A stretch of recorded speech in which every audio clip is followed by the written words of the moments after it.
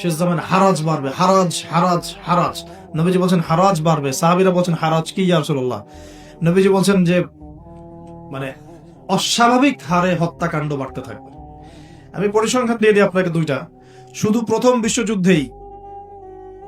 বিশ্বযুদ্ধেই এই 4-5 বছরের মধ্যে প্রায় 1.5 থেকে 2 কোটি মানুষ মারা গেছে। কত কোটি?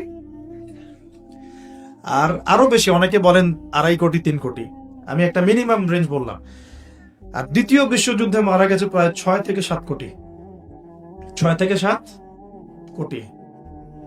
শুধু আমেরিকার একটা পারমাণবিক বোমা যেটা জাপানে পড়েছে হিরোশিমায়, ওতেই লক্ষ লক্ষ লোক মারা গেছে।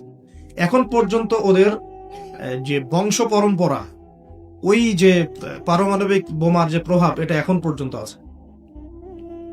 নাগাসাকিতে যেটা পড়েছে দ্বিতীয় বোমা, ওটার নাম ছিল ফ্যাটম্যান, আর প্রথমটার নাম ছিল লিটল বয়। এগুলো অনেক আগের বোম। আর এখনকার পারমাণবিক বোমগুলো কত শক্তিশালী এটা বলার অপেক্ষা রাখে না। একটা পুরো দেশকে এক মুহূর্তে উড়াই দিতে পারে। বাংলাদেশের মতো একটা ছোট্ট দেশ, এরকম ছোট্ট একটা দেশকে একটা বোমা দিয়ে উড়িয়ে দেওয়া সম্ভব। ইংল্যান্ডের মতো একটা দেশকে একটা রাশিয়ান হাইপারসনিক ক্ষেপণাস্ত্র দিয়ে উড়িয়ে দেওয়া সম্ভব। আর এখনকার সমরবিদ্যা নিয়ে যারা ঘাটাঘাটি করেন, তারা এটা আশঙ্কা করছেন যে প্রথম বিশ্বযুদ্ধের মতো, দ্বিতীয় বিশ্বযুদ্ধের মতো আরো একটা তৃতীয় বিশ্বযুদ্ধ হয়তোবা বিশ্ববাসী দেখতে যাচ্ছে। হয়তোবা, আল্লাহ ভালো জানেন, আমরা তো গ্যারান্টি দিয়ে বলতে পারবো না, কিন্তু পরিস্থিতি ওইরকমই মনে হচ্ছে। তবে এতটুকু জেনে রাখেন, হাদিসের মধ্যে মালহামা নামে একটা শব্দ আছে। কি শব্দ? নবীজি বলেছেন ইউফ্রেটিস নদী, মানে ফোরাত নদী। ইউফ্রেটিস কোন নদী? এই ফোরাত নদী অচিরেই তার ভূগর্ভস্থ সোনার পাহাড় বের করে দিবে। ফোরাত নদী অচিরেই তার সোনার পাহাড় বের করে দিবে, এবং ওই সোনাকে নিয়ে মারামারি করতে আসবে যে মানুষগুলো, তাদের মধ্যে প্রত্যেক 100 জনের মধ্যে 99 জন মানুষ মারা যাবে।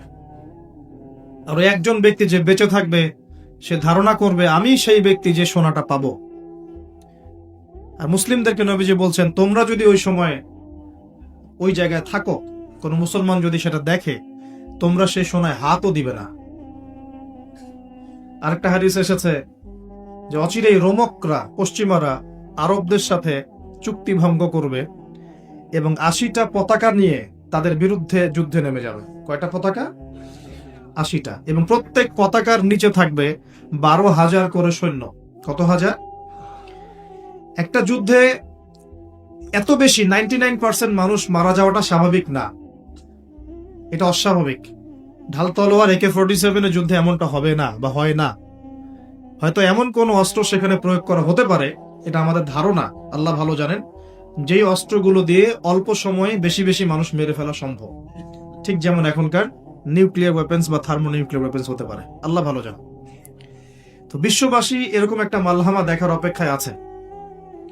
এই মালহামার পরেই আসবেন ইমামুল মাহদি। ইমামুল মাহদির পরে আসবে ঈসা ইবনে মারিয়াম।